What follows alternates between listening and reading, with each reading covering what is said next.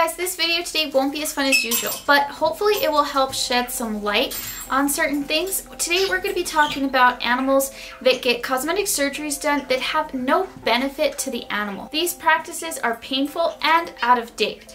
Now, we will not be including spay and neutering surgeries in this video because that is to prevent unwanted litters, and more people should be doing that in order to cut back down on the amount of animals that are being killed in shelters. This is going to be about cruel practices that change the way that an animal looks and has no benefit to the animal. I wanted to start off with goats because, as you guys have probably seen, all of my goats have horns.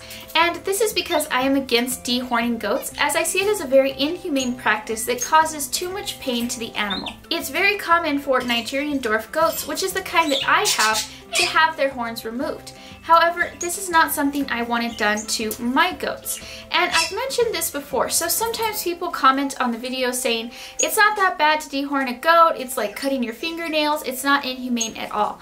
Well, if you had a huge blood vessel running through your fingernail and every time you cut your nails you bled extensively, then yeah, it would kind of be like that. This is what a horn looks like. It has a bone in the middle, it's covered by blood vessels, and then the horn is covering all of that. Now, there are about 3 main ways in which horns are removed, but let's first talk about the reasons why they're removed. Now, there's 2 common reasons as to why people want to take horns off of goats.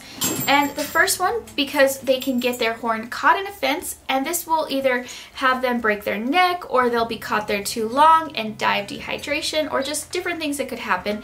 And the other reason being that they could be a danger to humans. Now, the first reason I do not find to be justifiable at all, because when you have an animal, you need to have the proper enclosure for that animal. So if your goat has the potential of getting his horn caught in a fence and dying from that, then you need a better fence. And the second, well, if a goat is a dangerous animal to you, then a goat is probably not the right pet for you or the right type of animal that you should have. Especially with Nigerian dwarf goats, like the kind that I have.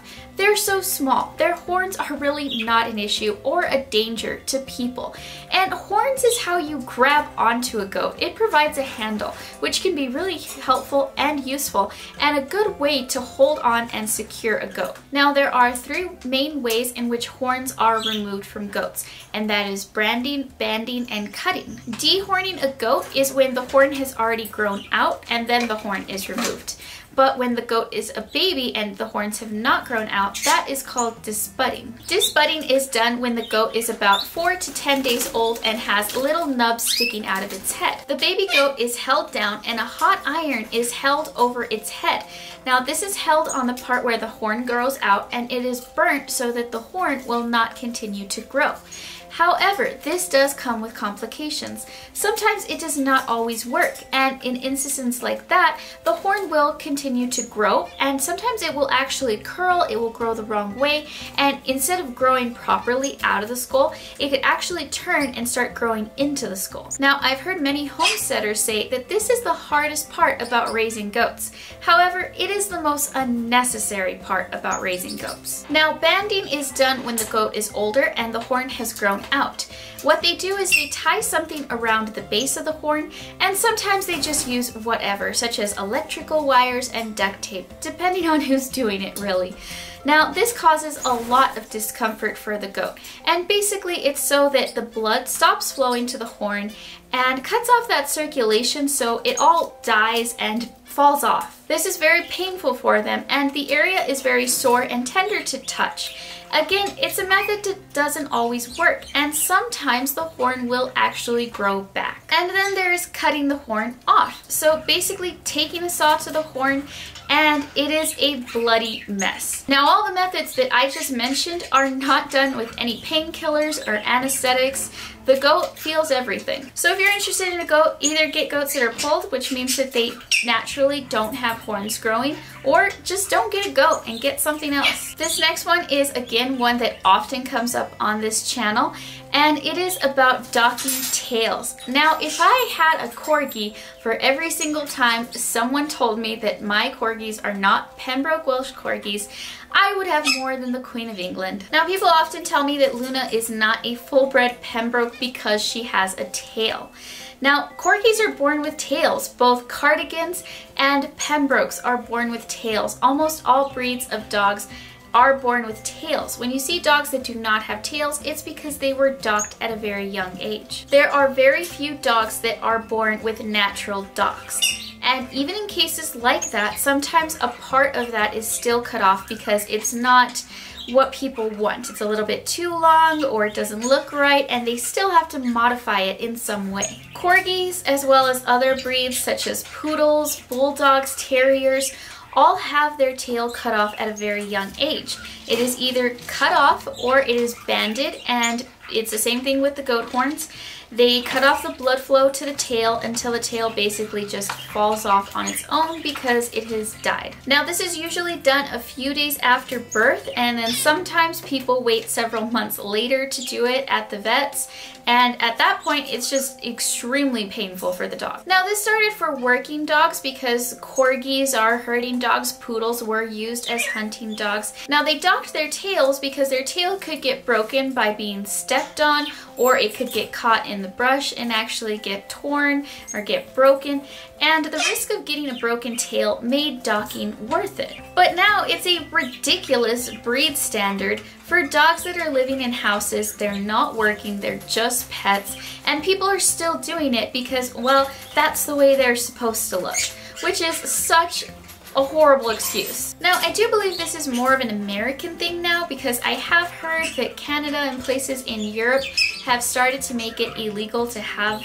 dogs with their tail docked unless it's, of course, naturally born that way. So if you're not from the United States and you're watching this, comment down below and let us know what the standards are in your country for breeds like that that are usually seen in America with docked tails. Now, if you still strongly believe that corgis and other breeds are born with their tails already naturally docked, I really encourage you to join a breeding group on Facebook.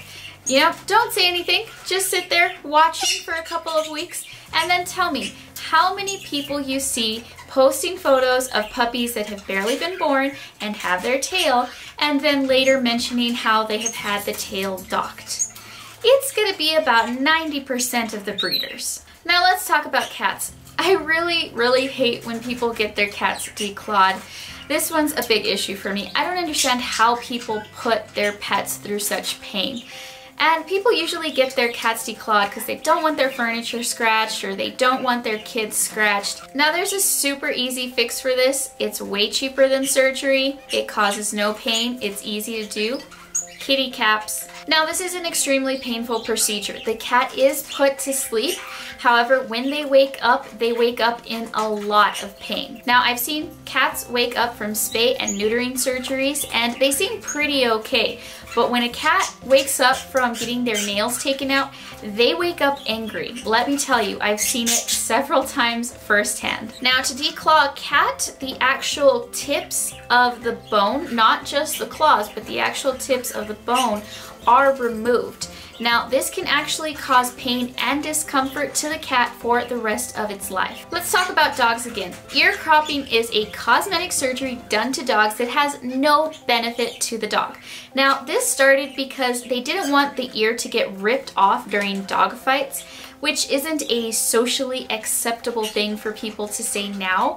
So the reason that they go for now is that they don't want their dog to get ear infections, and that's why they have to crop the ears. You don't see people with golden retrievers and basset hounds cutting off their dog's ears, so it's not necessary for those other breeds like pit bulls and bulldogs either.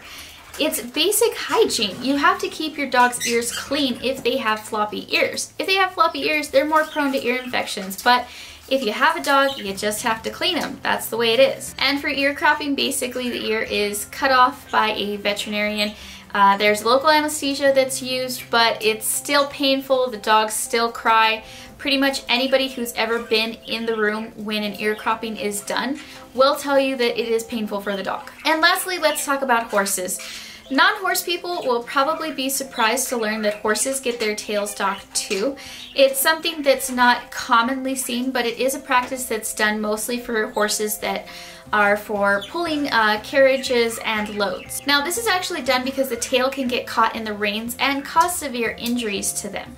However, it's still done in horses that are no longer used for pulling carriages or carts, and it's just done for cosmetic reasons to some draft horses. But there is the argument that instead of docking the horse's tail, that the hair could just be cut to the tailbone, or that the whole tail could just be pulled up in a hairnet in order to avoid injury. I believe that in California it is illegal to dock horses' tails, but I'm not 100% sure on that one. Now share this video with your friends and family to encourage them that animals are born perfect the way that they are and that there is no reason to change them. If you like this video, don't forget to subscribe because I do put out 2 new videos about animals every week.